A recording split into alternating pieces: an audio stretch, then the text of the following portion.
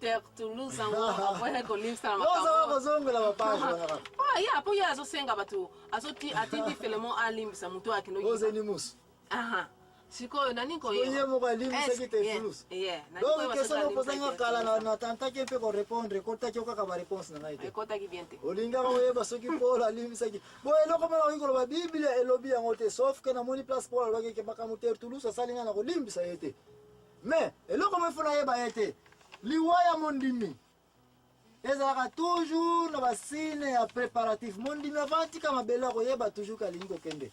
Et mingi même la place ya mbeto hôpital ba mindimi bele ba kufa ko ya komona avant kata pe masuka okoyoka alumina bazana pembeni nzambe tika alimisa bango. Ko l'espace ala ki bongo na ekuluzu avant a expirer na croix. Atali na pembeni mama na ye, atali na pembeni na bato albi nzambe limbisa bango po bayi makambo baza ko sala te. Lo soki ngai na yo to yebi yango Paul yo komote ya munene nazali pe convaincu te Paul avant akufa abimisa ki yango te nzambe limbisa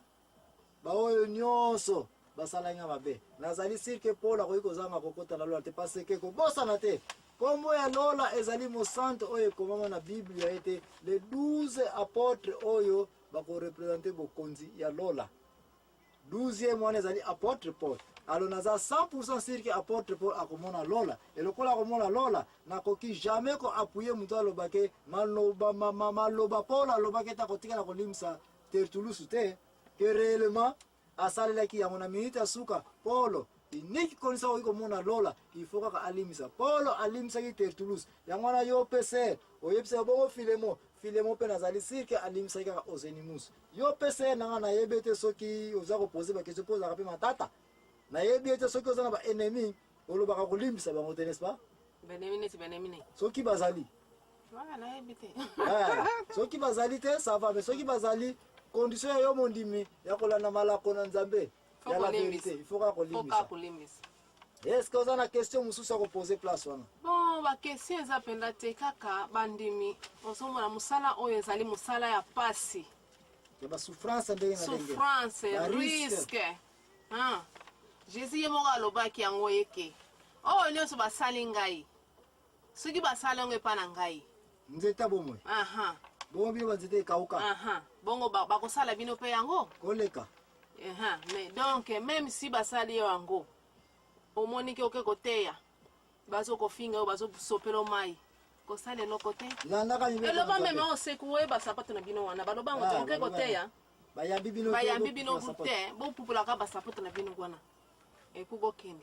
donc bandimi eza musala pasi eza musala ya pasi donc il faut kolanda baloba nzambe faut kolanda kaka na place on a na question pa na yo ser sikoyo ngai l'impresario Joachim Zambona kati na émission oyo la vérité na tsaki pe ba loi na ngai na loba kete mibali bijouté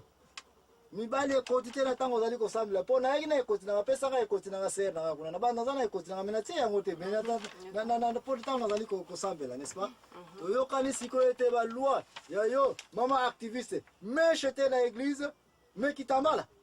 ya okoko tia bameshi na yo mpe otie kitambala bameshi wana eza na problème moko eza te o moto atia meshi okotia meshi na yo sikoyo nazolobela ntango oyaki na émission ya la vérité ntango ebandi ntango oza na kata église kitambala mibeko ya sika l'impresario kitambala wana na ntango yo mondimi ozokosambela fo kozala si motu na yo eza couvert yo mama anito oyokani ete mibeko ya l'impresario kitambala awa kaka miso komona ya kitambala nyonso tukoto tu ifo kama ya mercredi ntango nakenda na bapriere na bavendredi oyo nakenda mpona losambo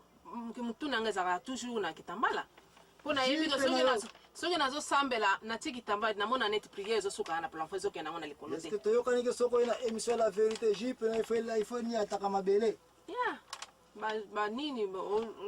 olati na ndenge ezaki nzoto na yo ezokomonana te siko bible oyo basi bolata bilamba mibale donc pantalon pete mobeko mosu yango eza koya suna kokotisa na kati ya émission oyo ya la vérité balao mibeko oyo nayebi te soki ozowuta wapi soki okokoka te kopema kopema molimo epemaka te mwasi pantalon te mpo bible ezali kopekisa basi balata bilamba mibale te mais siko wana eza makambo kala wana meshe kie basuki ya bachinois wana bota mwasi frère babiloko wana ifo bolongola yango kitambala bota mwasi faut travailler dire soko tie biloko wana te otie ba mesh na yo okangi ozipiki yango ba dimanche oyo eza ba jour dimanche eza jour à repos soko okene église eza mpona kokende koremercier nzambe na jour na repos comme ça biso batataka bakontinue émission na biso ya la vérité. Merci. Comme vous avez nango yango yo. Pona ba oyo basili koya na retard to ba oyo bayaki avant. Oya suka ngai l'impresseur Joachim Nazaï nango na liko pesa bino curriculum vitae ya l'apôtre Paul. Curriculum vitae liko l'apôtre Paul Saint Paul, merci maman Annie. Curriculum vitae liko baite mutsoke eko luka musala. Il faut présenter nini résumé na ye. Il faut présenter nini curriculum CV na ye. Nako pesa bino CV ya Paul. Pona ina kopesa bino CV ya Paul parce que place mutu akufela kape batanga kape histoire ya mutu ba ekomi yango pe ende ko yebana Saint Paul pona ba oyo ba yebi malamu tika bo yeba ete azalaki mutu bikolo ya ba juif azalaki pe grec azalaki pe romain juif passé abotama na libota ya Benjamin qui est libota ya nkolo Yesu pe wana religion na d'origine batmimba lo azalaki chrétien ezalaki religion te judaïsme autaki na judaïsme azalaki na ba condition civile na ville ya Antioche na ville ba romain na contrôle romain azalaki pe na ville Alexandria azawana apôtre Paul bumwane nyonso akolaki na ville ya Tars azalaki na tribu ya Benjamin tosili kolobi yango déjà jeunesse na nyonso Alexandre na Jérusalem tant que azalaki na Jérusalem o fête ya Pâques ya bandalala ba Paul nyonso bazalaki wana uzakola nanga malamu ser na ngai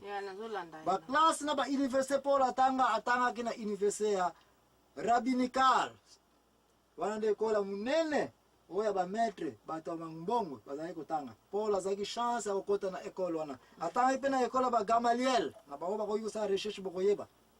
azali pe moteya azali pe koteya mais surtout état célibataire azalaki célibataire azalaki na doctorat déjà comme docteur en droit civil ayebaki mibeko ya ba juif très bien moralité na eto mers comment mutaza ko se ko engager mutu musala te soko yebi comment atambola na société te azalaki presque brigand contre l'église chrétienne ye mutabomaki nani Étienne diacre Étienne musantre Étienne donc azalaki na comportement mabe Paul ye pe muta persécuter l'église ba chrétien ndenge ba boyi ba ona Italie na baba siko la na Rome n'est-ce pas ye pasala ye pe musala ne zalaki amwana ya kokandula possibilité ezalaki attentat ya Philippe oyebi susu ntango azalaki kote ya nani Éthiopien wana na ba samaritain ye azalaki contre ba Philippe mais si bien que na suka Philippe na ye bakomaki nani ba master mais puis évidemment attentat ya kobima Philippe ye pe mutu amonta ye peut-être coup aparticipaka na oyebi susu histoire le bon samaritain soupçon ezalaki ye pe azalaka na coup wana. Yeah. Et puis conspiration à Damascus contre ba loi ba apôtre pona koya kofunda ba ona nini na nini na empire romain et pas Ponce Pilate ba tino sa bazaka na peme pona ko tele na makamoko tsa Mungu wana pilipili po soupe binete mfumbo na bina misingo nsoso ya banani ya banyanga ntoba ya banani yaba mbaza mandeke bitoto ne bayombe mungu na pilipili na pona yeba yako tsaya ngopona nini po ba chrétien ba kata bango mitu ba boma bango a participer ki mais ye comme lokola mondimi na minute suka carrière na azalaki comme évangéliste ayeko kufa na Rome précisément na mois de mai entre mai et juin ba recherche mingi to sali le 29 juin 1967 de akufa ki bakata ki 1900 li merci baba année l'an 67 après le voyage Jésus-Christ de Saint Paul ayeko kufa ba ona Saint Petelo bakufa ki na même place na même heure mais différence ya année kaka moko na 67 moko na 68 po bandeko na zaliko invité bino to garder une minute de silence pour na bandeko nyonso oyo ba bungisaki milimo na bango na temps ya 67 po ete lo bana nzambe entre ngai na yo eko akoya eza vie ya pasi ko servir nzambe ezali vie ya pasi na invité bino to sala une minute pona okanisa milimo oyo ya basantu oyo bautaki ko kufa na mokili ya Roma na